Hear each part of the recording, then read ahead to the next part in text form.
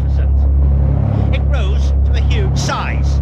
The biggest, 250 pounds, caught commercially off Iceland's Western Islands. And a few years ago, a 210 pounder, again commercially caught, was landed at Plymouth.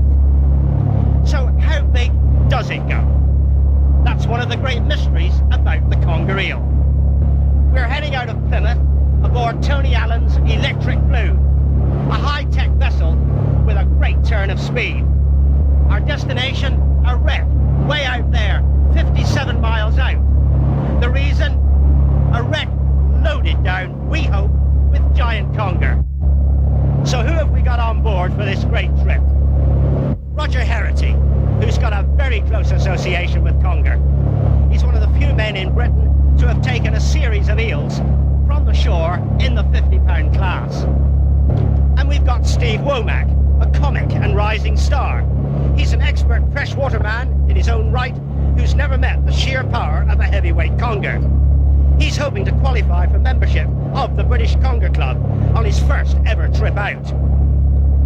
Liam Dale, rated as one of the best field sports programme makers in the British Isles.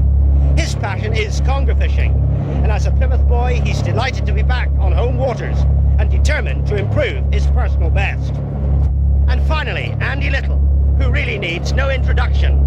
He's a carp star in his own right, with a personal best of several 40-pound fish. We thought it would be good for a freshwater heavyweight to try saltwater heavyweights for a day. Okay then, so let's open the throttles and begin our hunt for a new world record conger. In this business, you've got to be an optimist.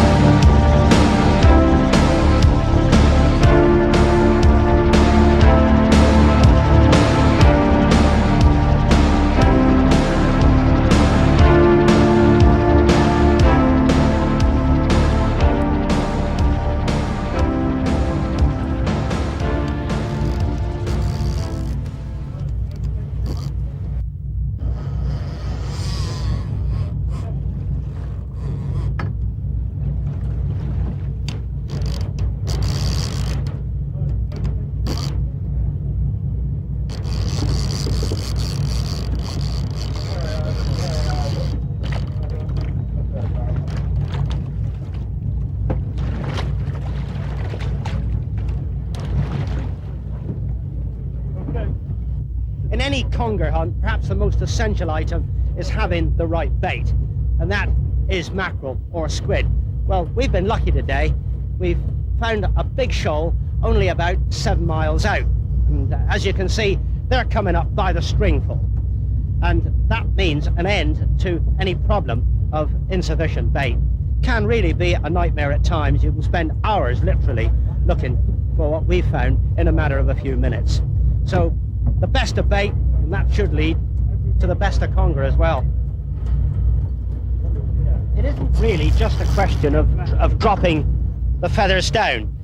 If you do that, you can catch them, but much the better way is to first of all throw the lead slightly into the air so it splashes into the water. Then the feathers load up with bubbles, load up with oxygen. So as they drop, they're giving off bubbles, and that obviously is very, very attractive to the predatory mackerel. They home in and slash at the hooks, and there you are.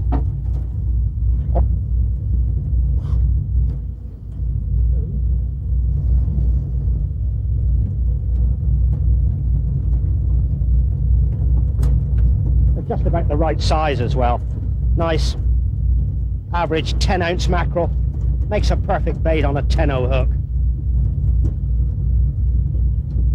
Later on we'll be going through all the motions of showing you how to present mackerel for conger. Take 6 of those home for my tea. Wait. Aye? Yeah, why not? Yeah. We need 6 more if you're going to do that.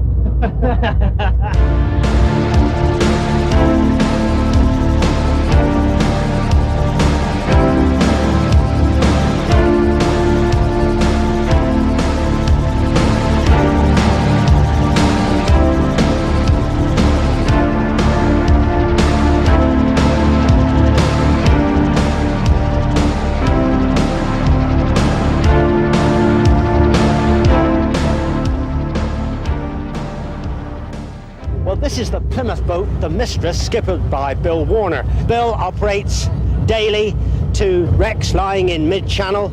It's got a tremendous record of fish over 50 pounds, thousands of those, hundreds into the 60 plus, 70 pounders are fairly commonplace, 80s, and he occasionally breaks through into the 90s.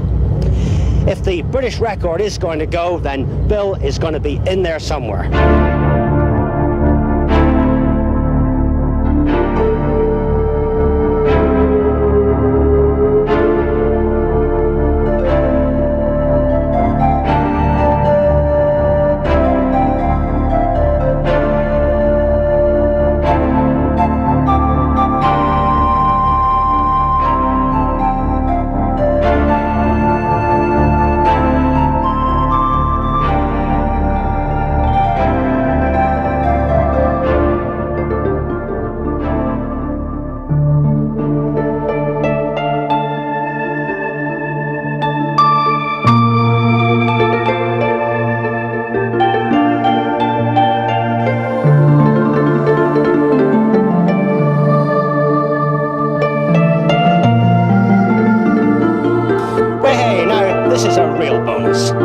Oh, isn't it wonderful to see bottlenose dolphins?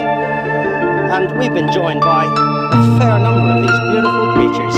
In 30 years of wrecking, I've seen some pretty wonderful sights way out here in the channel, but surely this one is unbeatable.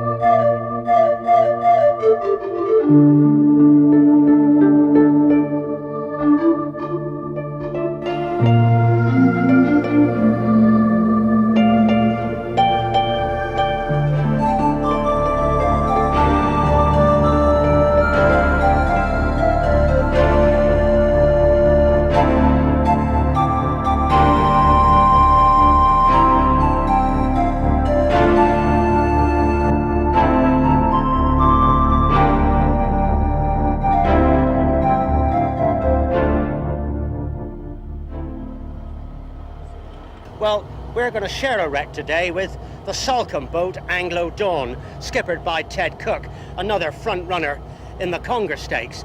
So, with Carpworld, what's the position now? What's Tony actually going to do? Well, you see, the other boat is on the wreck, but Tony knew that. Yep. I mean, they've been in constant touch all the way out. He knew exactly where Ted was going, because these top skippers are able to work very, very closely together. Now, they're so precise in their anchoring, the electronics are so accurate that Tony will be able to pop onto this one on another part of the wreck without interfering with them in any way at all.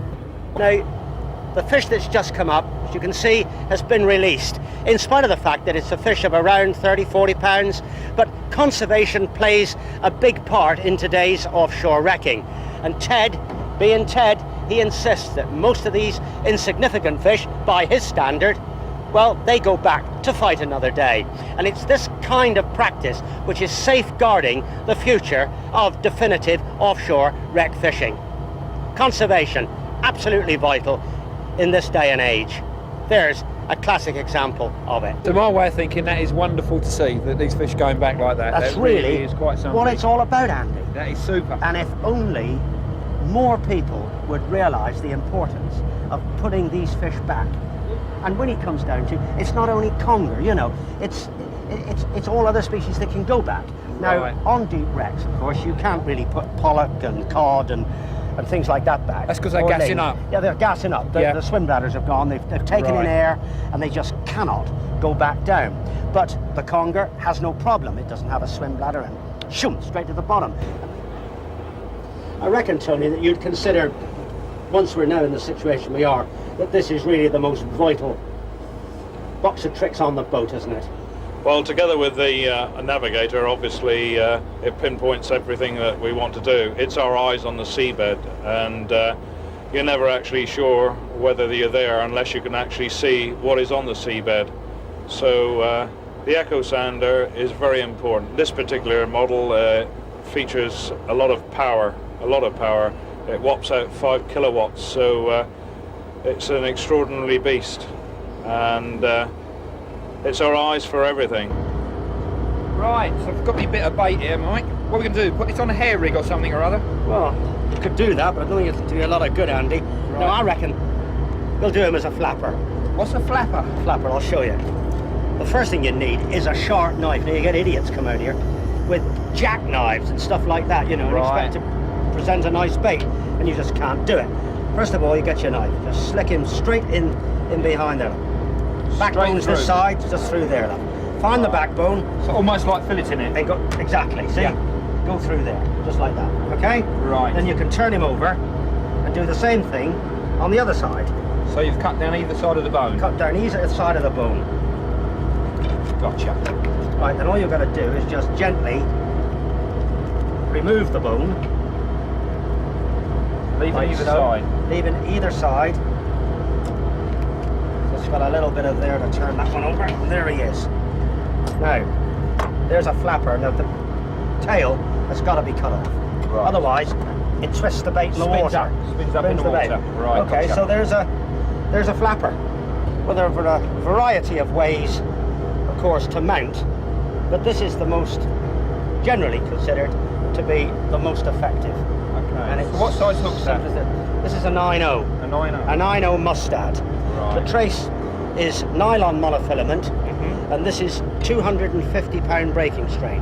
Now, you need that because That's to protect against the teeth. yeah, the conger has a wonderful set of jaws, and it can rasp out lighter line very easily. Wire has really been replaced by this heavy-duty monofilament. I should think this is much nicer to use as It, well. it don't is they? really, but Yeah. we've got wire, of course, and Well, have a look how you put at this hook on. times. So this is an it's aluminium essential. crimp that you've got on here. Yes, just Yeah? a crimp. It's twisted across twice, passed back through, back down through the ferrule, and just gently tightened off. Right, Never pull out. right. That's obviously got to be superior to trying to knot this sort of You thickness can't and knot stuff. it. You can't knot it. No, it's too heavy It's to too knot. heavy. I mean, if you tried it, you end up with an untidy mess. Right. Because it's just so thick that you can't really tighten This down on it. trace looks amazingly short to Yeah, me. this is a short one. I personally am not in favour of very long traces. Right, so what's this? It's But about 18 inches 18 inches. overall. 18 inches. Okay, so Right. putting this thing on the hook then. Yeah, okay, you show me. Right. This is it, look. In through the mouth and out through the head. Right, There it is. like a side hook boilie. Now, how are they going to refuse that? Well, I don't know, it looks pretty good to me. See, succulent. Good, good. I mean, Right. it's good enough to eat yourself, isn't it? Right, now what sort of weight have we got here Okay, for this? so coming on to the... This is, of course, a single hook ledger. Right. Straightforward Just single a- hook just ledger. a running ledger. Just like a running ledger, just Yeah. like you would use. Okay, so it's just a little sliding weight carrier, little plastic weight carrier. Yep. Slide it onto the line, it just bounces on the knot. You can put a bead there if you wish. Just more Mind you, sophistication, this unnecessary. is plastic, so it's Plastic. quite user friendly, so it's not going to No, it not won't damage, the knot won't up at all, damage the is knot. it? I mean, all you're going to do is put another bead in there. Right. More money. Okay. And then main the weight, line? yes, the weight is just carried Yeah. on the clip, The advantage of this is, of course, that you can then change the weight very quickly to suit varying tidal conditions. Right, gotcha. And the real line here is 50 pounds. Now, this is the new breed of boat rod. It's what they call a stand-up stick. This embraces classes from 30 to 80. Right. All inbuilt into the one blank. So this saves you having multiple rods to do multiple jobs. Exactly. Now, the thing about the rod is that it has a very, very clever tip. And most of the action of a stand-up is in the tip section. Right. It can almost fold back under itself, under heavy pressure. Yeah. Heavy pressure. Now, the advantage of rotors, no friction. The friction level is reduced to virtually nothing in comparison to a conventional guide. Okay. Now, this is matched up then, always a multiplier, of course, Yes. You would offshore, never ever be able to use a fixed spool in this situation. Not really, No. no. The only place you'd use a fixed spool is in a tide situation in very shallow water. Yep. And we don't get that kind of situation here. Right. This is a Polikansky, South African in origin. Yep. Very, very robust. Now, they don't look exactly glossy and they're not full of cosmetics, but from a rugged point of view, then this is it. Right. And of course, the big feature, a lever drag rather than a star drag. Because I'm used to seeing the big star behind Exactly. here to adjust it, That's as right. well as the lever for the free run and putting the reeling Yes, gear. I mean, nothing at all wrong with the star drag. I mean, it's still a very, this is very all one functional. lever to control everything. One lever, yes. Yeah. Straight back there, you've freed the spool completely, and the minute you pull that forward, you're beginning to engage the drag Right. on it. We can demonstrate that here fairly easily, look. It's right off now. We'll set it up and we'll run it right off. Okay, so it's now completely cleared. You see how free it is? Now you start moving up the drag. Here she comes, look. Keep moving on, look. It's getting tighter, look. Go on, it's getting tighter. Go on and get it tighter. And I'm almost in lockdown position. Now whack it right down. Right, you need an elephant to move it. Now, the advantage of a lever drag, of course, is that you can set the most precise amount of drag to suit the weight of the line that's being used. Well, I think we've had enough of this. We're going to catch some fish. You better show me how to use this here thing. Let's see if all this expensive Right, rubber, works. Is this going to catch us a few big... I'm not sure about this thing. Look at that. Look at that, my God.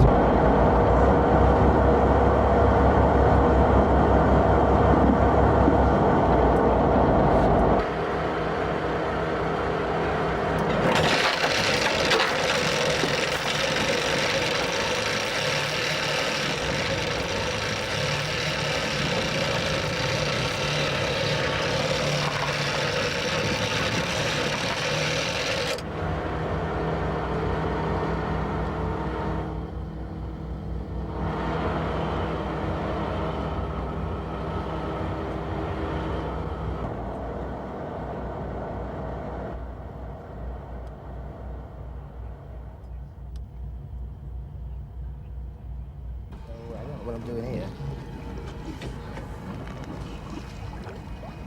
Forget, it just sort of fills me with awe. I just feel like going, oh. They're not £1 roach, these, are they? They're whacking great big things that if you're not careful just have you straight in. If I'm the only one that doesn't catch anything, I get really mardy.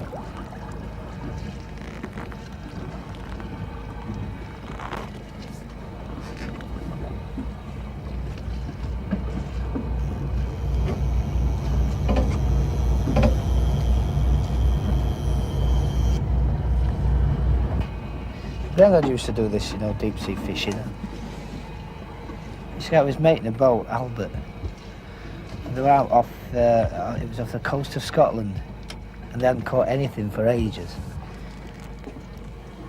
And then Albert had a bite. And when he opened his mouth to shout, "I've got a bite," his false teeth fell in the water.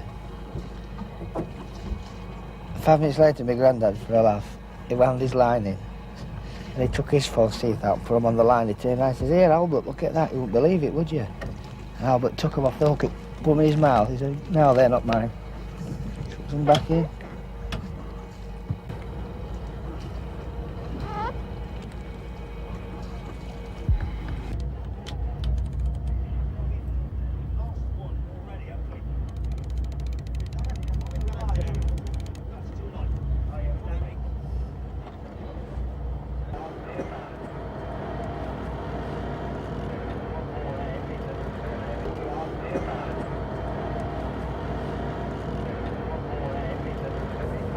steady. Oh, Oh, yeah, this is nice. Oh, that's better. Oh, come on. Thank you, Tony. Oh.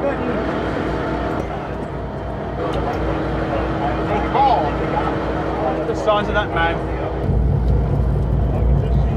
Michael.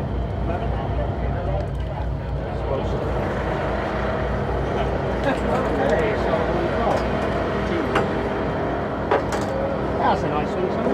Yeah, it's Yeah, it's a 20, 24. 25 pound, I suppose. So you really gulp that mackerel straight down. So you caught a very voracious species. You know, it's oh yeah, it's 25 pound, 25, maybe a little more. It's a pretty good fish. Very full in the head. Full in the head. Nice markings. You get very good cod on these deep water wrecks, long way offshore. Got a nice fish to start the day on, isn't it? Great. As Ian Heap said to me one time, you never forget your first ling, when he came out on a trip. There we are, one ling. Nice fish. Voracious feeder of the wrecks. My arms. Look at that. In cod.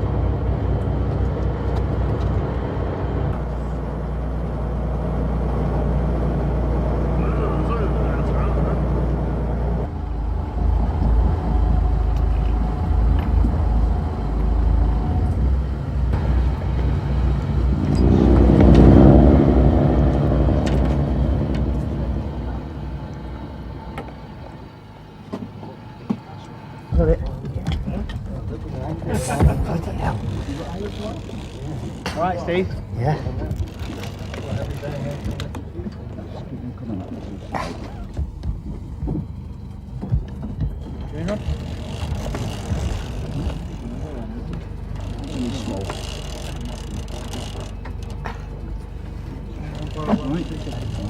Put the rod back between your legs if it's any easier.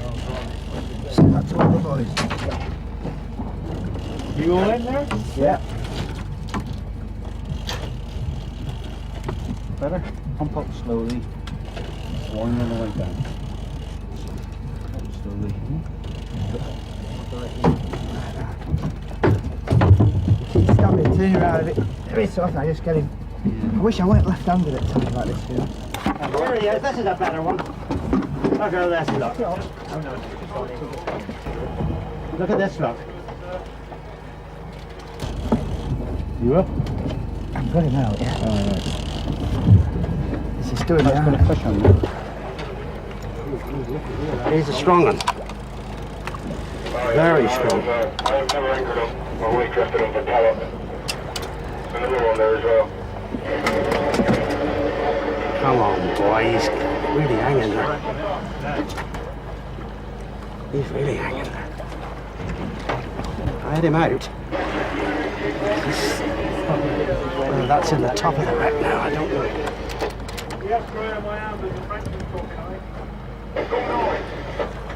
For the length. Here we are.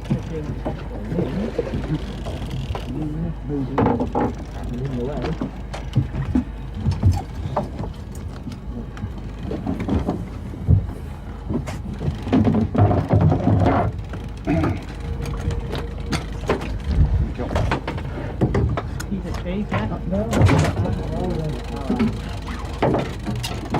You stuck in hard, Mike? Yes, it was a pretty good fish though. He made, I got him up 30 odd feet and then I had two tremendous runs from him and I think he got back in. I mean, I just didn't dare tighten up. Otherwise I'd have lost. There he is. He's there. He's a good eel. Was there. Busted me. Do you see him nod? Strong fish. He was a strong one, by any standard. You might have been looking at 70, 80 pounds there. Quite likely, from the way it was going. I mean, I had a pretty firm clutch on him in the initial stages, and he still managed to make two very, very strong dives with his head down. Obviously, he got back into something in and around the high levels of the wreck. That quite often happens. It's disappointing, but that's the way it is. Nothing you can do about it. Tackle up and send another bait down. Hope for better luck next time. No good crying over it. It really picks up, doesn't it? Could have made the day.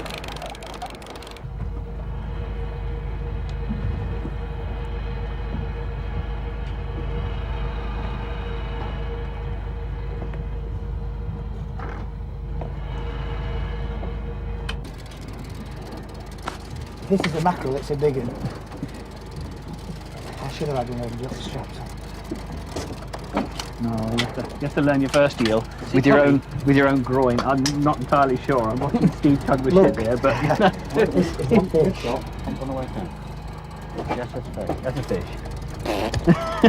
it's a very heavy wreck that you're lifting off the bottom. Right. Here's a funnel. That's red. It really is solid, I can't open it. Lift it too much. That's why I loosened, I can't. That's why I loosened the clutch. Get it right up in here. Right in here. Go on. Go on. I'll snap it. Pull it back. Can you read them what the back of the boat you see? I think we're talking British record here. I think we're talking tanker. Yeah. Talking British wreck. Get on. It's British, it's German, it's over here. No, it isn't. This is one of ours, they bought it. It's the Titanic, you know. Wreck you got there. Come on, Mike. Did you not say? Fish as well, then. It's definitely not the wreck going in. Alright, I know. He's going in. You know when a wreck is pulling you. If it's the wreck, they've just started it up again. I thought there was a frog there. A frog? A frog? Yeah. 2 strips of mackerel, so that's how there's a frog. You can concentrate on this beast. Conger really is a pretty formidable customer, really. I've played Rotherham mine as well, so nothing compared to this, no. Have you ever tried to get your share of the duvet off your wife at 4 o'clock in the morning? Go on. Well, you know how I'm feeling at the moment. You're really pulling then, and you're getting somewhere. That's nice.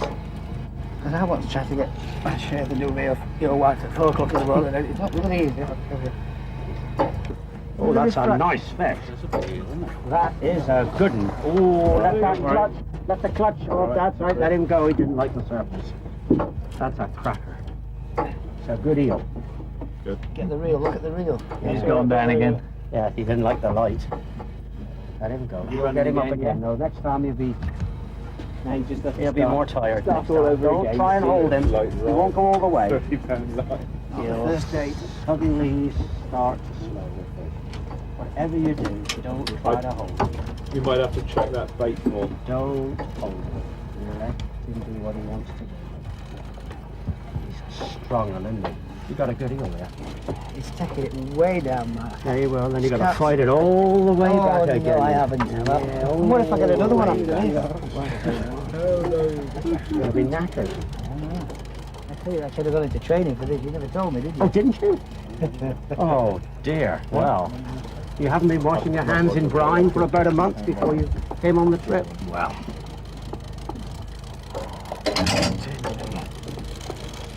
You took a lot of line off me there. And you got to fight him up again. But we know that there's a good fish on the end of it. Lovely, you're doing great. Oh, yeah.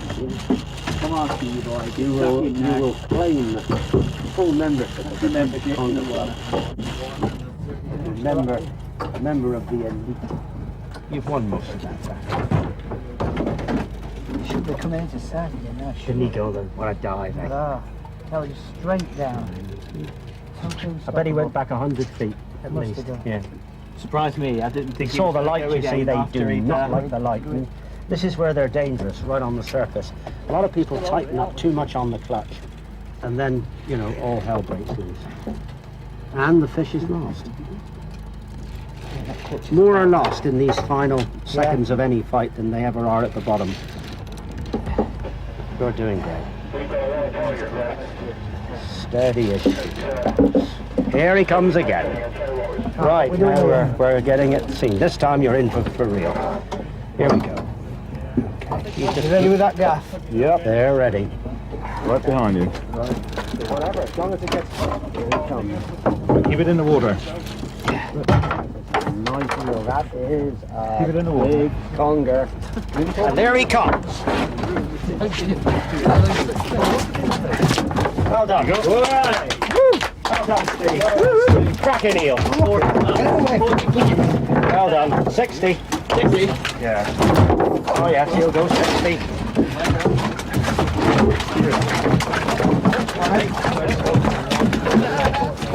That's it. Marvellous. Nice bit of angle. There you go. Belter, look at that. Steve, come over here. Hey. Hold the trace. Let me have a look. I'm not getting too close to that. It does happen. It's almost... Yes, you've got 60 pounds at least. Just go and kiss it, Steve. Right. Don't worry, just lift it up. Just lift it. You won't do it. You must have a quick Hey? must have a quick one-liner. Oh, no, Yes. no. Not a quick one-liner for that. Honeymoon all over again. You could risk your arms and stick them in the... Look at that. Put That's your the hands first in one the I've seen, you gills. know. It's the first one I've ever seen. Is it? Yeah.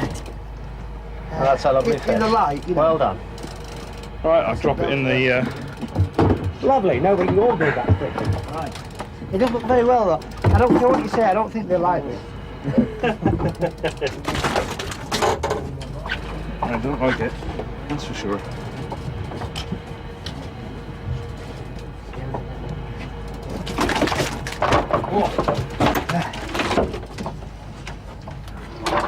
Only just lip hook. You've got some bottle, Tony. You have. I'll give you a hand with the other gaff, Tony. There he goes. Okay. Well, splendid. Well done. What a Well first done. What that's the great. That's a what cracker, first isn't it? bit. Only a bit. Now, what was this pound for the first conger I could hear bandied about earlier on? Yeah. Does anybody remember this? Got it on pen. You've earned the money. You've earned the money.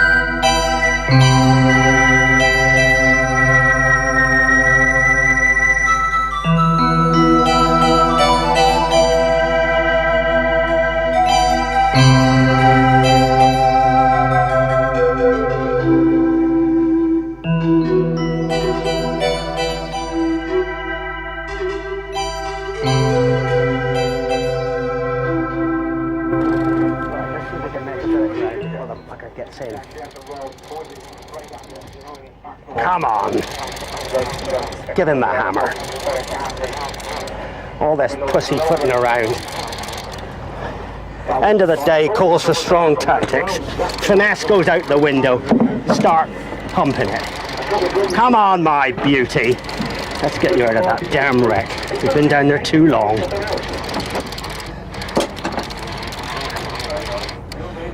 Come on. Here he comes. See, I managed to convert that. Almost certainly it is a conger. I'll be surprised if it's a lame, you never know. Here he comes. Keep it going.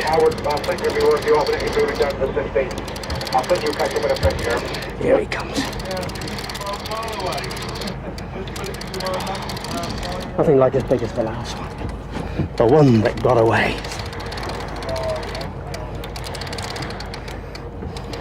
Had a shake then. Little tiny conger. But anyway, it's how to convert a light bite into a fish, and there he goes. Was it a conger? Conger. Small one? Yeah, about 20 pound. But Small conger. I put him on the hook. That's what counts. What you can't legislate for is the size.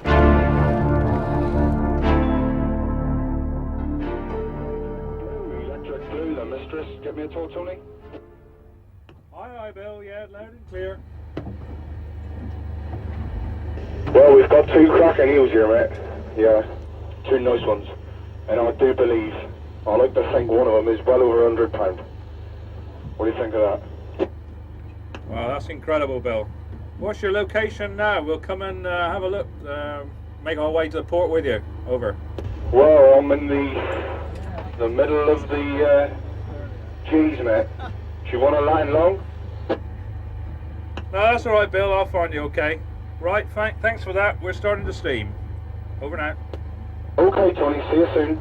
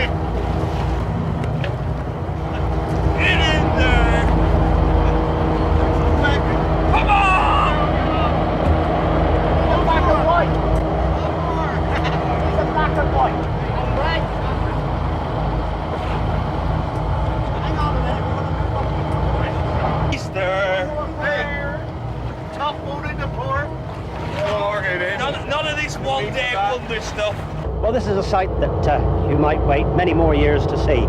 2 conger, both scaling around the £100. The fish have been caught by Greg Johnson and Paul Boysen, both top-line conger men with many, many big fish to their credit.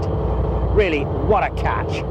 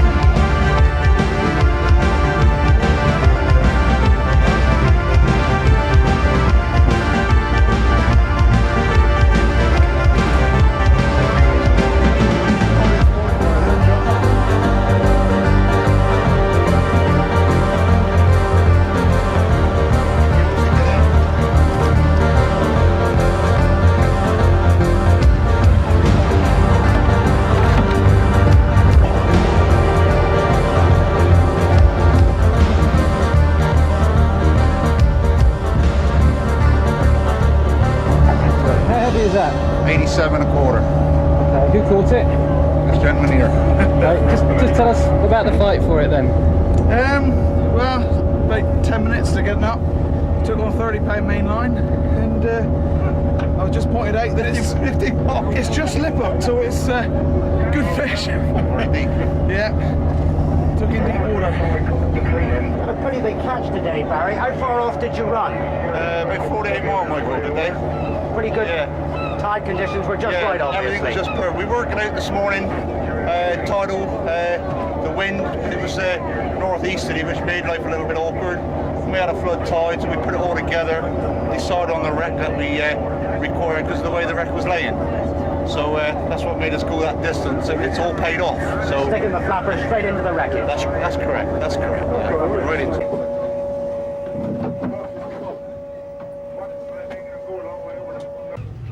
Someone hold the hook. Yeah, where my finger is.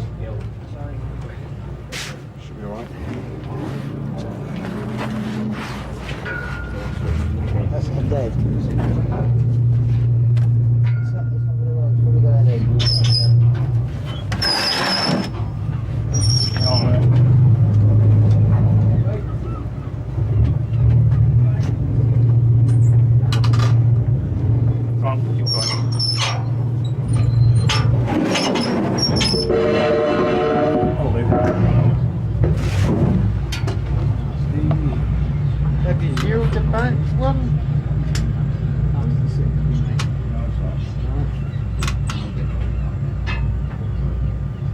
Off the ground, get it off the ground, please.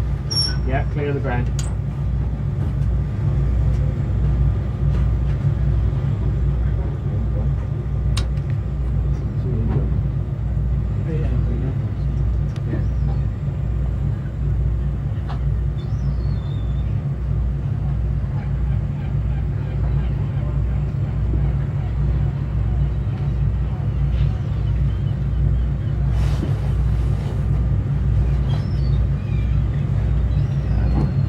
$68.6. Right? $68.6.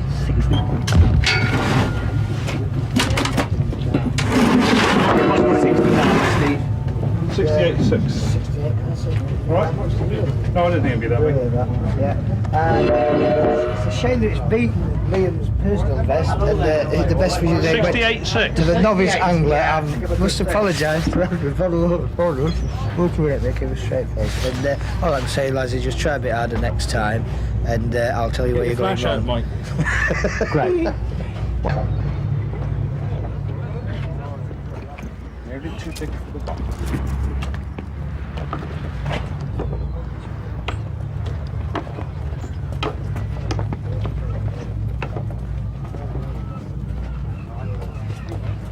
Is this yours, Paul? No, Greg's is another one. They're both thereabouts. The other one.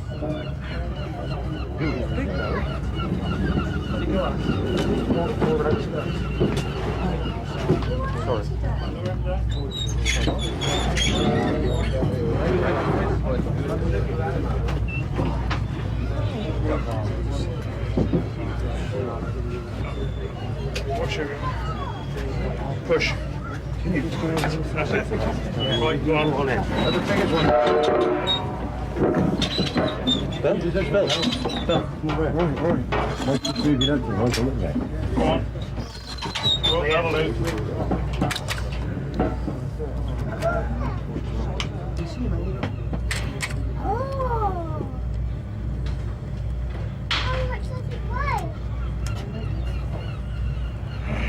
94.8. Bill, 94.8.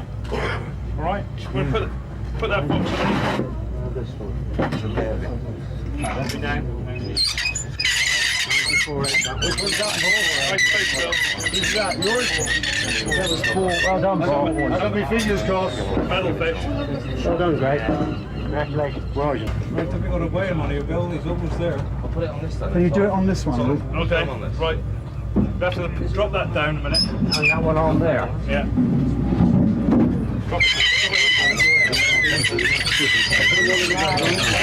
Stop there. Can you lift him off a minute? Go back in a second. Yeah? It'll come back in a second. There's a box. Thanks for the knife. No. Ha!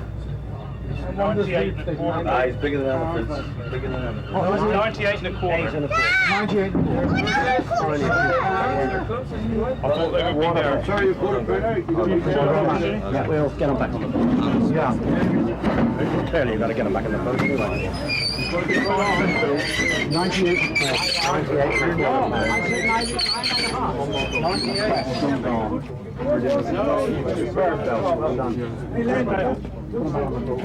Bill, can you lift these off? Your clothes are on the boat.